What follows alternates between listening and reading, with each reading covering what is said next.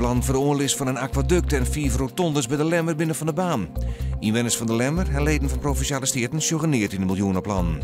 De drokte biedt het feitelijk alleen nog simmerduis, op dat de zware oerlijst op de werkzaamheden. Vanmorgen is bij Prins in Dokkum de 4e staking in kwart begonnen. 34 van de 39 meiwerkers 3 jaar werk te verliezen omdat de productie door het Noorse memmenbedrijf verpleerd wordt naar Duitsland of Polen. Maar de staking beziekt de meiwerkers de stuting op te keren en een beter sociaal plan uit te dwingen. Wetenschap Friesland helpt mij om oerstremings in Mozambique in de toekomst te komen.